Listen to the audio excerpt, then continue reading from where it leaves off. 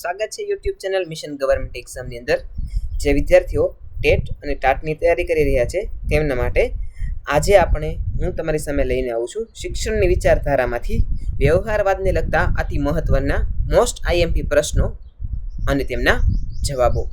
શરૂ કરીએ આજનો વિડીયો. પ્રથમ પ્રશ્ન, પ્રેગ્મેટિઝમ શબ્દ કયા ગ્રીક શબ્દ પરથી ઉતરી આવ્યો છે? જવાબ છે ઓપ્શન સી, પ્રેગ્મેટિરોસ.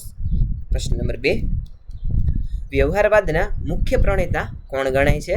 જવાબ છે ઓપ્શન સી, જ્હોન ડ્યુઈ. પ્રશ્ન નંબર 3, વ્યવહારવાદ અનુસાર સત્ય શું છે?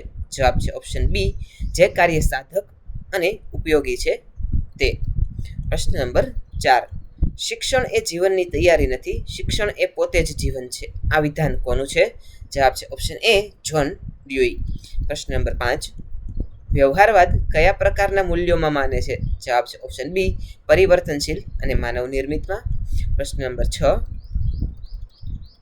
પ્રોજેક્ટ પદ્ધતિના જનક કોણ છે? જવાબ છે ઓપ્શન બી, વિલિયમ કિલપેટ્રિક. પ્રશ્ન નંબર 7, વ્યવહારવાદ શિક્ષણમાં કોને કેન્દ્ર સ્થાને રાખે છે? જવાબ છે ઓપ્શન સી, બાળક અથવા તો વિદ્યાર્થી. પ્રશ્ન નંબર 8, વ્યવહારવાદમાં કયા પ્રકારની શિસ્તનો આગ્રહ રાખવામાં આવે છે? જવાબ છે ઓપ્શન સી, સામાજિક શિસ્ત અથવા તો સ્વયં શિસ્ત. પ્રશ્ન નંબર 9, વ્યવહારવાદ મુજબ અભ્યાસક્રમ કેવો હોવો જોઈએ? જવાબ છે ઓપ્શન બી, અનુભવ કેન્દ્રી. પ્રશ્ન નંબર 10, લર્નિંગ બાય ડુઈંગ એટલે કે ક્રિયા દ્વારા શિક્ષણ એ કયા વાદની દેન છે? જવાબ છે ઓપ્શન સી, વ્યવહારવાદ. પ્રશ્ન નંબર 11, વિલિયમ જેમ્સ વ્યવહારવાદને શું ગણાવે છે? જવાબ છે ઓપ્શન એ, મનનો સ્વભાવ અને પદ્ધતિ.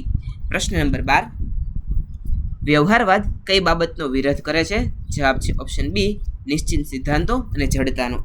પ્રશ્ન નંબર 13, શિક્ષણમાં લોકશાહીના પુરસ્કર્તા કોણ હતા? જવાબ છે ઓપ્શન બી, જ્હોન ડ્યુઈ. પ્રશ્ન નંબર 14, વ્યવહારવાદીઓ ઈશ્વર વિશે શું માને છે? જવાબ છે ઓપ્શન સી, જેને ઉપયોગિતા સાબિત થાય તે જ સત્ય છે. પ્રશ્ન નંબર 15, વ્યવહારવાદનું બીજું નામ શું છે?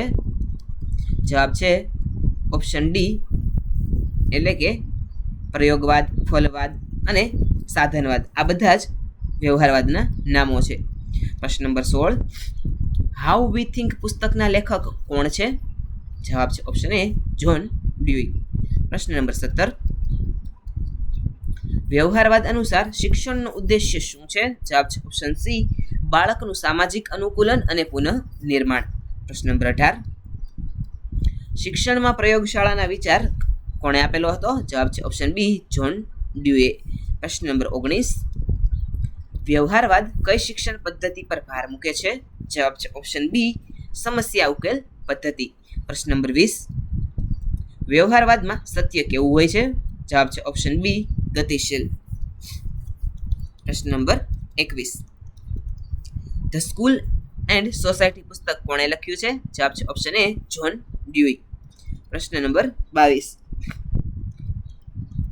વ્યવહારવાદ કયા વાતાવરણમાં શિક્ષણ આપવાની હિમાયત કરે છે? જવાબ છે ઓપ્શન બી, સામાજિક અને કુદરતી વાતાવરણમાં શિક્ષણ આપવાની હિમાયત કરે છે વ્યવહારવાદ. પ્રશ્ન નંબર 23, વ્યવહારવાદમાં શિક્ષકની ભૂમિકા શું છે? જવાબ છે ઓપ્શન બી, વ્યવહારવાદમાં શિક્ષકની ભૂમિકા મિત્ર, માર્ગદર્શક અને સલાહકારની છે. પ્રશ્ન નંબર 24, વ્યવહારવાદ મુજબ મૂલ્યોનો જન્મ ક્યાંથી થાય છે? તો જવાબ છે ઓપ્શન સી, વ્યવહારવાદ મુજબ મૂલ્યોનો જન્મ માનવીય અનુભવોમાંથી થાય છે. પ્રશ્ન નંબર 25, કયા ચિંતકને વ્યવહારવાદના પિતા માનવામાં આવે છે? તો જવાબ છે ઓપ્શન બી, ચાર્લ્સ સેન્ડર્સ પિયર્સને વ્યવહારવાદના પિતા માનવામાં આવે છે. પ્રશ્ન નંબર 26, શિક્ષણ એ સામાજિક પ્રક્રિયા છે. આ કયા વાદનો સિદ્ધાંત છે? તો શિક્ષણ એ સામાજિક પ્રક્રિયા છે.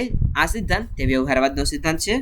પ્રશ્ન નંબર 27, વ્યવહારવાદમાં અભ્યાસક્રમ કેવો જોઈએ? તો વ્યવહારવાદમાં અભ્યાસક્રમ છે તે લવચિક એટલે કે ફ્લેક્સિબલ હોવો જોઈએ. પ્રશ્ન નંબર 28, વ્યવહારવાદ કઈ બાબતોને નકારે છે? જવાબ છે ઓપ્શન એ, પરંપરાગત અને જૂની માન્યતાઓ. વ્યવહારવાદ છે તે જૂની માન્યતાઓ અને પરંપરાગત બાબતોને નકારે છે. પ્રશ્ન નંબર 29, ડેમોક્રેસી એન્ડ એજ્યુકેશન ગ્રંથના લેખક કોણ છે? જવાબ છે ઓપ્શન બી, જ્હોન ડ્યુએ ડેમોક્રેસી અને એજ્યુકેશન ગ્રંથ છે લખેલો છે. પ્રશ્ન નંબર 30, વ્યવહારવાદનો મુખ્ય મંત્ર શું છે? વ્યવહારવાદનો મુખ્ય મંત્ર છે અનુભવ જ જ્ઞાનની જનની છે, વિચારો પ્રવર્તનશીલ છે અને કાર્ય જે સત્યની કસોટી છે. એટલે આપેલા તમામ વિકલ્પો છે તે તેના સાચા જવાબો છે. પ્રશ્ન નંબર 31, પ્રોજેક્ટ પદ્ધતિના સોપાનો કોણે આપ્યા? જવાબ છે પ્રોજેક્ટ પદ્ધતિના સોપાનો કિલપેટ્રિક દ્વારા આપવામાં આવેલા છે. પ્રશ્ન નંબર 32, વ્યવહારવાદમાં બાળકને કેવું માનવામાં આવે છે? તો વ્યવહારવાદમાં બાળકને એક સક્રિય અને સામાજિક પ્રાણી માનવામાં આવે છે. પ્રશ્ન નંબર 33, વ્યવહારવાદ અને પ્રકૃતિવાદ વચ્ચે કઈ સમાનતા છે? તો વ્યવહારવાદ અને પ્રકૃતિવાદની વચ્ચે બંને બાળક કેન્દ્રિત શિક્ષણમાં માને છે તે તેની સમાનતા છે. પ્રશ્ન નંબર 34, વ્યવહારવાદમાં શાળાને શું માનવામાં આવે છે? તો વ્યવહારવાદમાં શાળાને લઘુ સમાજ માનવામાં આવે છે. પ્રશ્ન નંબર 35, વ્યવહારવાદમાં કઈ બાબત સૌથી વધુ મહત્વની છે? જવાબ છે વ્યવહારવાદમાં સૌથી વધુ મહત્વની બાબત છે વર્તમાન અને પ્રત્યક્ષ અનુભવ. પ્રશ્ન નંબર 36, સમસ્યા ઉકેલ પદ્ધતિમાં પ્રથમ સોપાન કયું છે? તો જવાબ છે સમસ્યા ઉકેલ પદ્ધતિમાં પ્રથમ સોપાન છે તે સમસ્યાની ઓળખ કરવાનું છે. પ્રશ્ન નંબર 37, વ્યવહારવાદમાં જ્ઞાન શું છે? જવાબ છે વ્યવહારવાદમાં જ્ઞાન છે તે એક સાધન છે. પ્રશ્ન નંબર 38, માનવ પોતાના મૂલ્યોનું નિર્માણ પોતે કરે છે, આ કોનો મત છે? તો માનવ પોતાના મૂલ્યોનું નિર્માણ પોતે કરે છે, આ મત છે તે વ્યવહારવાદીઓનો છે. પ્રશ્ન નંબર 39, વ્યવહારવાદમાં કયા વિષયોને વધુ મહત્વ આપવામાં આવે છે? તો જવાબ છે વ્યવહારવાદમાં વિજ્ઞાન, ગણિત અને સામાજિક વિદ્યા જેવા વિષયોને વધુ મહત્વ અપાય છે. પ્રશ્ન નંબર 40, વ્યવહારવાદનો ઉદય કયા દેશમાં થયો હતો? જવાબ છે વ્યવહારવાદનો ઉદય તે અમેરિકામાં થયો હતો. પ્રશ્ન નંબર 41, વિલિયમ જેમ્સનું પ્રસિદ્ધ પુસ્તક કયું છે? તો વિલિયમ જેમ્સનું પ્રસિદ્ધ પુસ્તક પ્રેગ્મેટિઝમ છે. પ્રશ્ન નંબર 42, વ્યવહારવાદમાં શિક્ષણનું માધ્યમ કેવું હોવું જોઈએ? વ્યવહારવાદમાં શિક્ષણનું માધ્યમ પ્રવૃત્તિમય હોવું જોઈએ. પ્રશ્ન નંબર 43, નીચેનામાંથી કયો સિદ્ધાંત માનવતાવાદનો નથી? તો જવાબ છે ઓપ્શન સી, આધ્યાત્મિકતાનો સિદ્ધાંત છે તે સિદ્ધાંત વ્યવહારવાદનો સિદ્ધાંત નથી.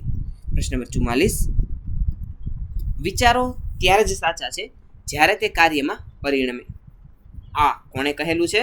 તો જવાબ છે વિચારો ત્યારે જ સાચા છે જ્યારે તે કાર્યમાં પરિણમે, આ વિધાન વ્યવહારવાદીઓએ કહેલું છે.